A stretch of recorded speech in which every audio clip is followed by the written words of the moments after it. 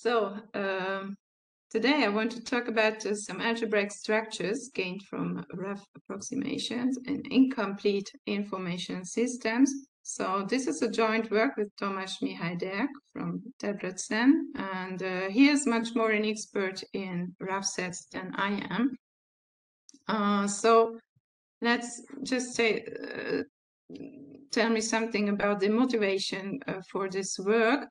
Well, there are different systems of rough sets which were developed during the last decades. There's Pavlov's original theory of rough sets covering systems, decision theoretic rough set theory, general partial approximation spaces, and similarity-based approximation spaces. Well, all of them have in common that, and I cannot go further. Yeah, I cannot. So all of them have in common that they all rely on given background knowledge represented by the system of base sets, and one cannot say more about an arbitrary set, and especially if what we are meaning by incomplete information system, that if we have some information about some objects but we don't have any or all information for other objects.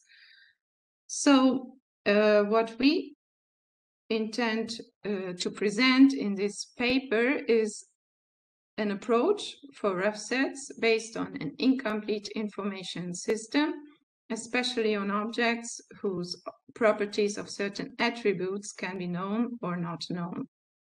And we want to take into consideration all possible systems of attribute values, not only those for which there is an object in the information system with a value for this attribute.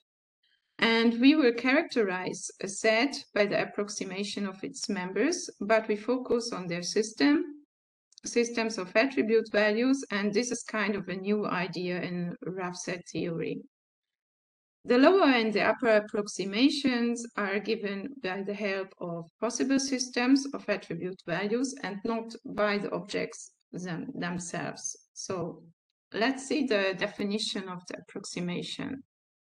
Let U be a non-empty universe, and then we have a system P1 to Pn of attributes, and sigma will be a set of values, so of possible values.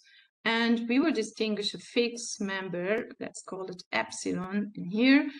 Epsilon will be later 0 or 1/2 in our examples, but in general, let's call it epsilon. And f is a function which maps each object to a vector of length n, where we have n attributes under consideration. Then the fourth tuple of U, P, sigma, and F is an information system. And if for each value between 1 and n, and for each object of the universe, we have that none of those function values will be epsilon, then we say that this information system is complete, and in all other cases, we say that it is an incomplete information system. This representation is not injective. And just to remark, you can think here of, for example, for two people can have the same heat and the same hair color, but they are still two different people. And we will give several different approaches for a rough set approximation depending on sigma. So that sigma will be the point in this definition which can be changed. So it depends strongly on the given problem, of course, which approach is the most suitable. So let's just see one of them.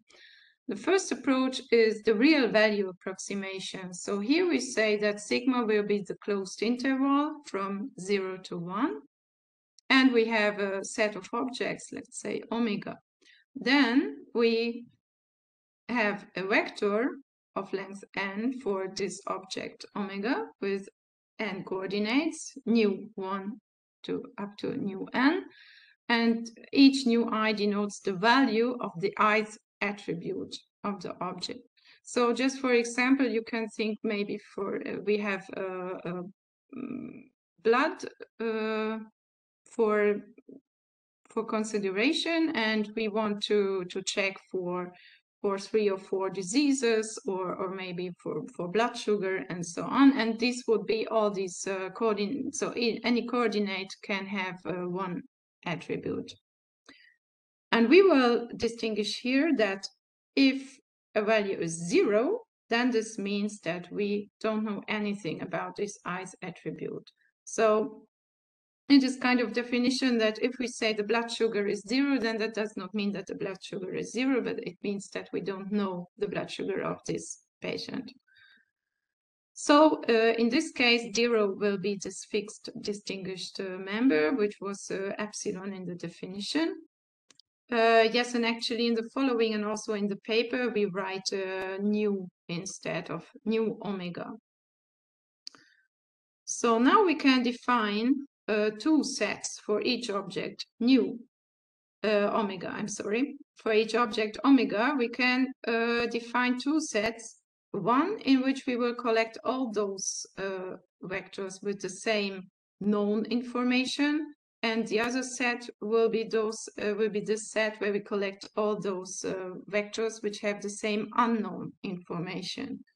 So how does it look like in the definition? So let's say we have a vector nu belonging to an object omega, of course, but no, this is not so important for us in this point. So we have this vector nu, and then we define a set phi, and we define a set delta. So in phi, we collect all those vectors which have the same if it is non-zero, and in delta we collect all those which have the same 0 coordinates. So with this definition, actually the sets of phi and delta are infinite.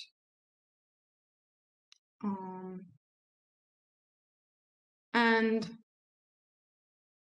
for a set of objects omega, then we can of course define this small phi and small delta for each object, and then we will build up large phi and large delta sets in such a way that we take the union of all phi's, and the other way that we take the intersection.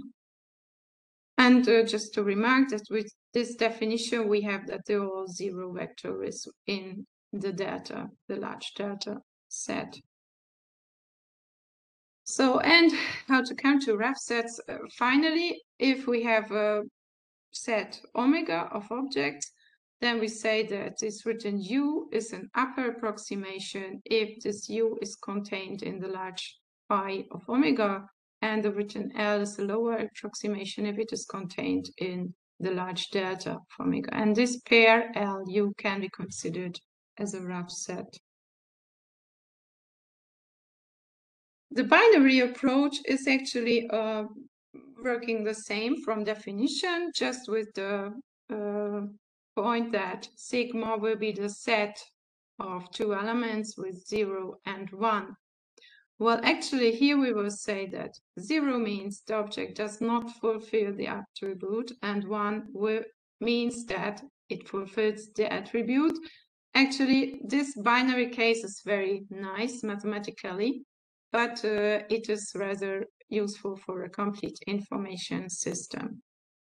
I will tell you later what we can do if we want to use this nice property of a binary approach for an incomplete information system. We also have an idea for this case. So, yeah, definition goes the same, just really the sigma is different. So this set, so actually we don't have any values between 0 and 1, we only have 0 and 1 here in this case. So I want to hurry up a little bit. And actually also this phi and a large phi and large delta can be defined in the same way. And in this case, these are finite sets. if we want to use the binary approach in an incomplete information system, then we have the problem that we should need, or we should take a third symbol. And we took as a third symbol the 1/2. So that means 1/2 means that we don't know anything about the i's attribute. And we can use, in this case, some very good properties of the binary approach. So, but we need to extend it to an ternary approach for an incomplete information system. So, and then we can define the sets phi and data in this way. So we just take, so sigma will be the set of 3 elements, then 0, 1, and 1/2. And here we collect all vectors for the phi set which have value at least as the new head. And for the data, we collect all those values which are smaller than the new value was. So for example, we have a probation of blood, you can imagine again, and new 1 will denote if a disease X test is positive, new 2 for the disease Y, and new 3 denotes if a disease Z test is positive. And let's say we have an object with these values 1, 0, and 1/2. So that means we don't know if this patient has disease Z. We know that he or she has disease X and does not have disease Y. So then we can define these sets for this one object. And then the set phi will look in this way, so, and the set data will look in this way. So we have these vectors inside. And actually, this means, and I will remark it also later, that we can say a lot of things later then by just using these attributes, and we don't need to know the object itself. This is a good point for these approaches. The likelihood approach actually goes mathematically the same as the real approach. We go back to sigma as a whole interval from 0 and 1. And but we will not denote the real values, we will denote likelihoods by these values. So for example, we can go here to that we have a 40% probability that disease X is positive, and then we can define the sets phi and delta, and finally we can define, for example, this lower approximation that the probability will be between 10 and 20%, and the other probability between 1 and 20%. So all of our approaches have in common that the sets phi and delta contain information about omega without containing omega itself. And therefore we are able to say something about a set without knowing its elements. And this is kind of a good new achievement. So I promised you some algebraic structures, and in order to have algebraic structures, we first need some operations. I want to hurry, we are a little bit late in this session. I'm so very sorry. I tried to hurry it up a little bit. So actually, we define 4 operations.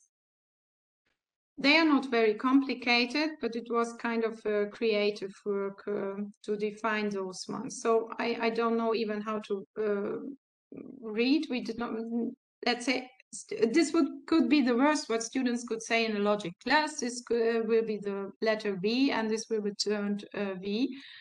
But of course, so these are not the logical or and, but we define it in this way. So one is the maximum of both coordinates, and one will be the minimum. And we can define also 2 complementations, clean complementation, which looks like an addition a complementation for addition, and a Brouwer complementation, which makes 0 from all non-zero coordinates and 1 from all zero coordinates. So they are not very complicated operations, but with these ones, we can show that our approaches with these operations over 0 and 1 give us a quasi-Brouwer-Zadek distributive lattice. And also, even more, we can say even more, it is also a De Morgan-Bézé distributive lattice.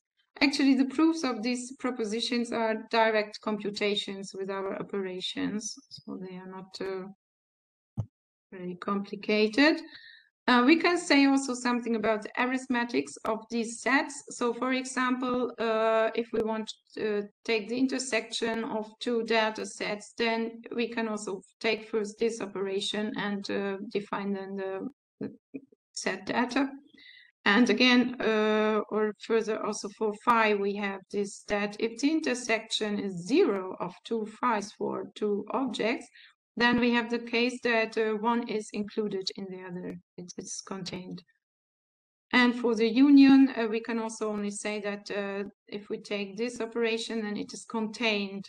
It is not equal always.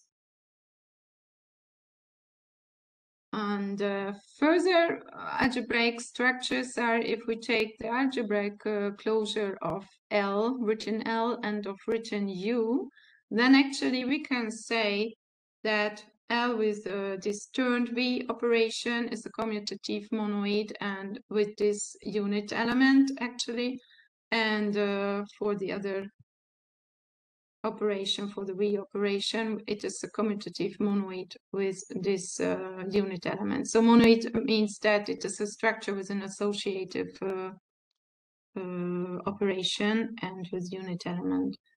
And actually, we also have similar propositions for the algebraic closure of U, those two operations.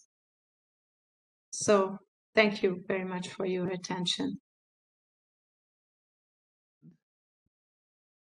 Okay, thank you. Thank you so much. I see some connection with mine on research, so I will contact with you, Carolin. Thanks a lot. Okay, thank you very much.